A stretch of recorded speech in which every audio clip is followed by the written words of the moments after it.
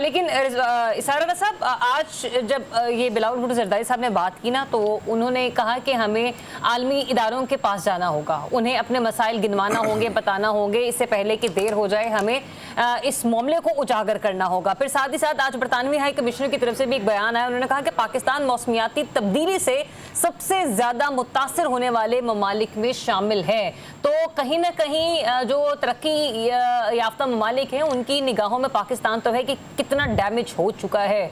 Internationally add की जब हम लोग बात करें और पाकिस्तान का ये इशू इंटरनेशनली उजागर करना, इसके लिए स्ट्रैटेजी क्या होनी चाहिए?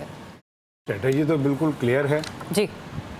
सैलाब जब शुरू होने लगा था तभी हमने अपने कासेवा से निकाल लिए थे, उनको तेल शेल लगा के चमका दिया था ताकि जब हम जाएं तो देने वाले डोनर्स जो हैं उन कासों को देख के उन्हें अंदाज़ा हो कि यार हम इस बार ज़रा नए जज्बे और नए अज़म के साथ आएँ। अच्छा, तो अब ये जो बिलावल भुट्टो साहब कह रहे हैं, मेरे तो भांजे हैं, जाहिर है मैं उनसे बहुत मोहब्बत करता हूँ, लाडले भांजे हैं मेरे। अच्छा? हाँ, बीबी शहीद को बहन कहते थे। तो वो उनके अंदर जो दबी दबी ख्वाहिश है कि अब हम ज़रा बाहर जाएंगे, दुल मुल्कों की सैर करेंगे, पैसे मांगेंगे, पैसे इकट्ठे करेंगे।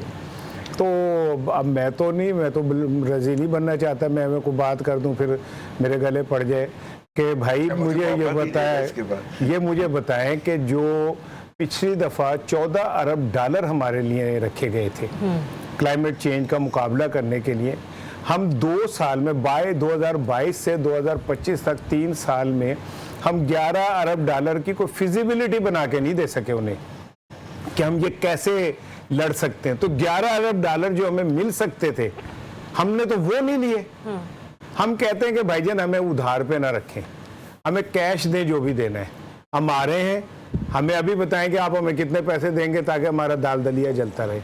अदरवाइज मैं तो समझता हूँ वो सब लोग कौमी मुजरिम हैं जिन्हें 11 अरब डॉलर की अगर हम फिजिबिलिटी देते, हम पाकिस्तान के अंदर संजीदा इकदाम करते, ये 11 अरब डॉलर हमें मिल जाने थे। अच्छा इसारा साहब, यहाँ पे एक सवाल मेरा ले लीजिए। आप कह रहे हैं कि हमारी हुकूमतों की तरजीहात में ये होता है कि हमें कैश में जो है ना वो पेमेंट्स हो, जो चाहे वो किसी भी इमदादी सूरत की उसमें हो। सर जिस तरीके से हम लोग इस वक्त इमरजेंसी, एग्रीकल्चर इमरजेंसी की बात करें सर, इसमें तो अगर हमारे किसानों को इम्पोर्टेड बीज भी मिल जाता है, खाद भी मिल जाती है, कुछ आलात, कुछ ज़राई मशीनें भी मिल जाती हैं, तो मेरे ख्याल से ये तो बहुत बड़ा एडवांटेज होगा, बजाय इसके कि हम पहले पैसा पाकिस्तान में लाएं और फिर उसको जो है ना वो खर्च करने की तरफ कि हमने कहाँ से कौन सी मशीनरी जो है वो बरामद करनी है। इम्पोर्ट के हवाले से हमारी पहली प्रायोरिटी जो है ना वो जो हमारे कुत्तों का बाहर से खुराक आती है ना वो है।